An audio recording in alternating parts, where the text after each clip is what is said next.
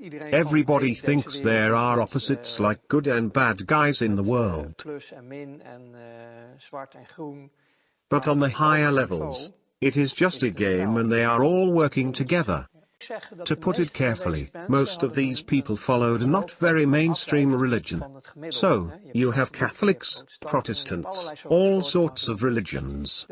These people, most of them, were Luciferians. And then you can say, religion is a fairy tale, God doesn't exist, none of that is real. Well, for these people, it is truth and reality. And they served something immaterial, what they called Lucifer. And I also was in contact with those circles, only I laughed at it because to me they were just clients. So, I went to places called churches of Satan. So now we are talking about Satanism. Yes. So, I visited these churches, just as a visitor dropped by. And then they were doing their holy mass with naked woman and liquor and stuff. And it just amused me. I didn't believe in any of this stuff, and was far from convinced if any of this was real. It was just a spectacle to you. Yes. In my opinion, the darkness and evil is within the people themselves. I didn't make the connection yet. So I was a guest in those circles and it amused me greatly to see all those named women and the other things.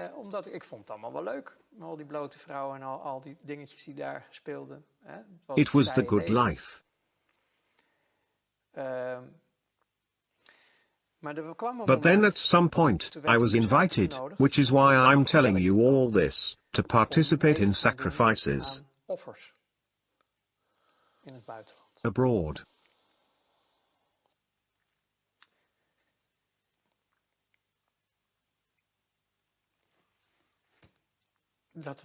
That was the breaking point. Children. You were asked to do that? Yes. And I couldn't do that.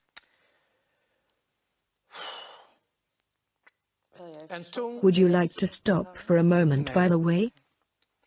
No. And then I started to slowly break down. I lived through quite a lot as a child myself, and this really touched me deeply. Everything changed. But that is the world I found myself in. And then I started to refuse assignments within my job. I could no longer do it. He was actually working with the central banks of Europe, in America. It's called BIS. And it's located in Switzerland. And I'm going to show a picture of it in this video, but the actual office building that runs the entire world. Okay, so we have an office building without walls around it, without security guards around it, where all these elites run and give all the dictates, all the directions to all these other central banks of every country, and this all trickles down to all the different organizations and agencies of the world to do their bidding. So they're like the command center for the entire world. New World Order. It's in Switzerland. And I thought it was very interesting that it was in Switzerland, because that's one of the few countries in Europe that still has gun rights similar to America. And I thought that was kind of interesting that they had gun rights similar to America in Switzerland, and this happens to be where the head of all these central banks is located. Because I mean, if they would have no gun rights there, then they would have all the violence. They have all this massive immigration in Switzerland, like all these other European countries. It'd be hell in a handbasket. Of course, the elite don't want that where they live. That's why they're in Switzerland, where there's still gun rights and there isn't all this immigration craziness that you see in the rest of Europe. Isn't that interesting? My performance started to shake and I had refused tasks. I had not participated. The purpose of the whole thing, eventually, in that world, is that they have everybody in their pocket. You need to be susceptible to blackmail. And blackmailing me proved to be very hard if I look back on it. They wanted to do that through those children. And that broke me. Is that, you are not telling me something new, what they also do in politics? If you Google this, you'll find enough worldwide witness accounts to know this isn't a Walt Disney fairy tale. Unfortunately, the truth is that worldwide they have been doing this for thousands of years.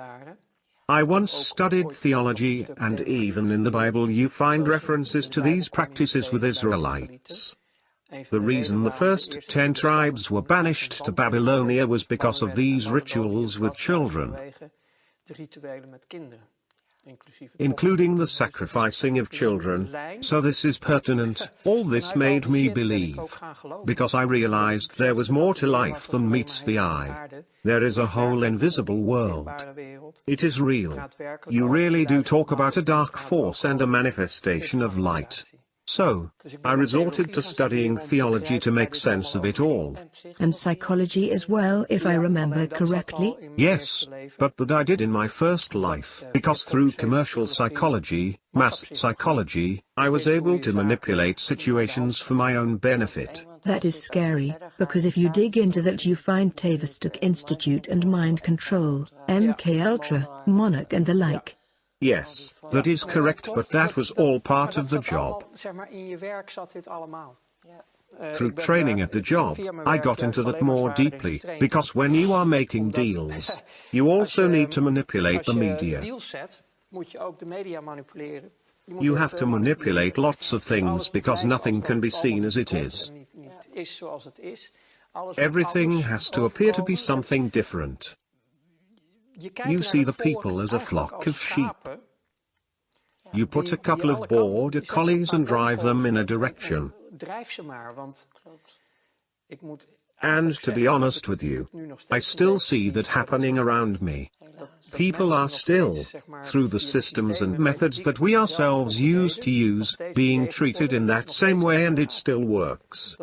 People still don't understand how it really works and are still on the level of as long as I have my beer and whatever, completely self-absorbed, also a survival mechanism. I mean, it is the program after all.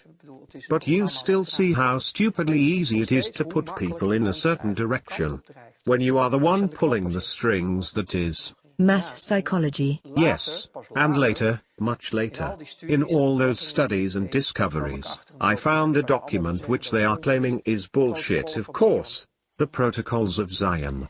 And nowadays I recommend everyone to read the whole of that incredibly boring document. Just work through it, read it though. We are also talking about Zionism. Yes, of course. If you read the Protocols of Zion and really study them and understand, then it is like reading the newspaper of the daily life. How from their position of ultimate power, and ultimate it has literally become. But that is only because the people don't stand up for themselves.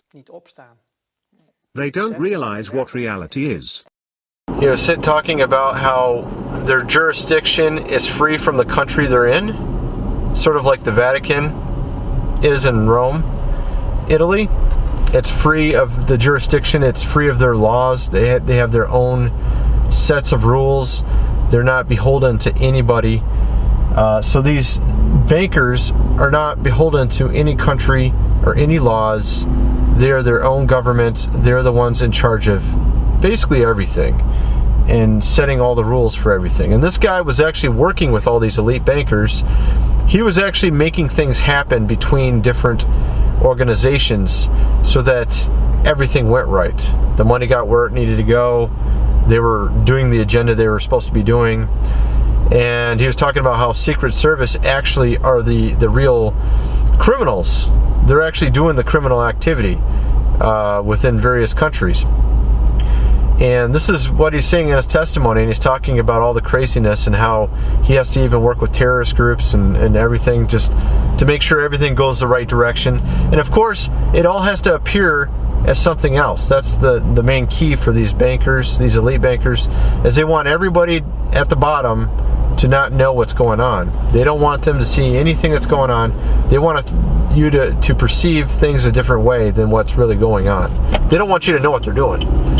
And he was talking about how inflation is actually where they're stealing money from all the people of the world and paying themselves with it.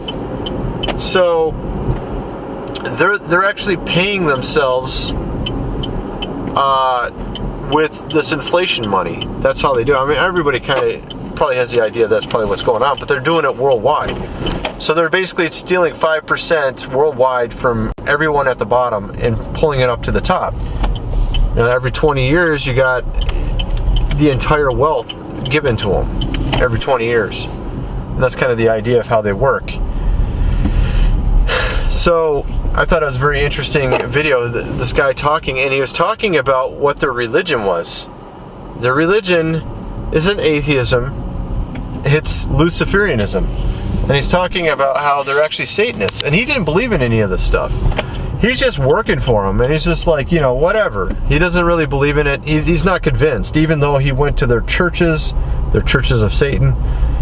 These bankers, they're all Luciferians. And he just went to their church to watch and sort of as a visitor and thought it was a funny thing because he didn't believe in any of it. He didn't believe there's a God or a devil. He was probably basically a practicing atheist from what I understand. And he just thought it was funny, you know. He's like just there to make money. He didn't care if he put his conscience, like I said, in the freezer. He was just, you know, trying to live the good life, as much money as he could make, all this kind of stuff, right?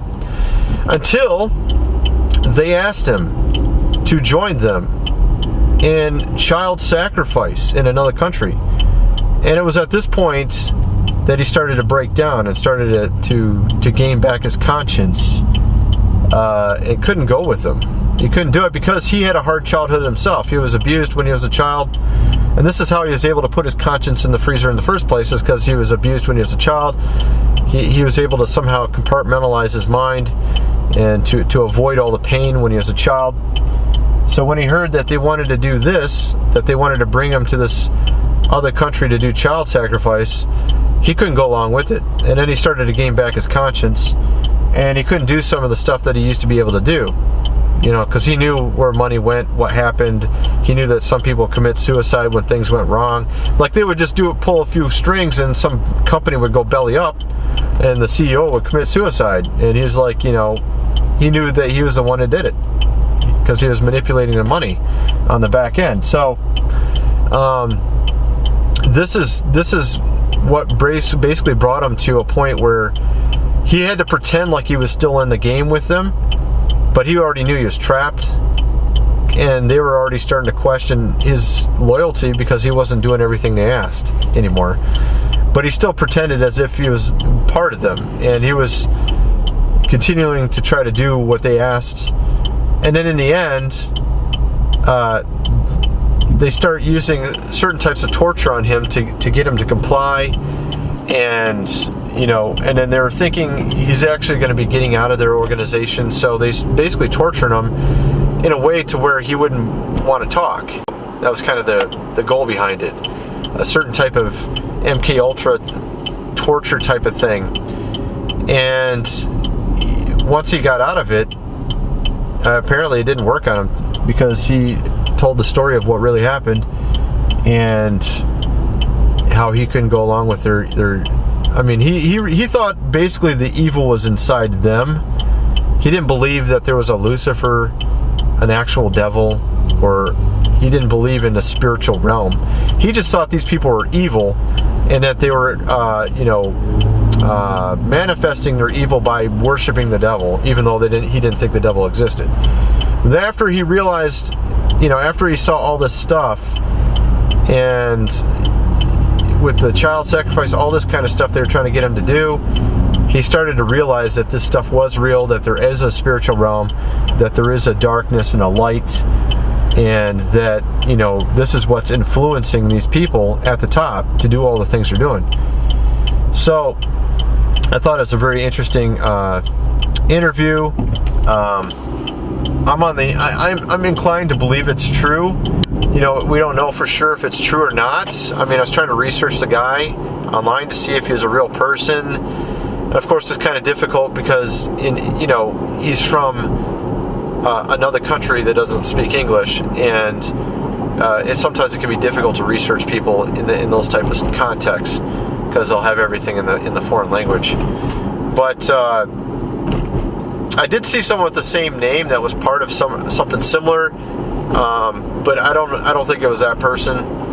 I was on some page. It happened to be someone older, but from what I understand, though, there are some things that check out with the guy, that he does seem to be genuine, and so I think this really is a genuine interview and a genuine guy that was in banking, that was pretty high up, apparently very high up, and but of course they always erase their tracks anyway, so it's not too surprising I can't find a ton of information on the guy. Not too surprising, right? But it is interesting. It's a very interesting story of what he was saying, and it's very interesting how they operate, how they want to keep everybody in the dark as to what is really going on behind the scenes, and that how people, if they really knew what was going on, they would be in shock as to who's really running the show and what they're doing in the background. So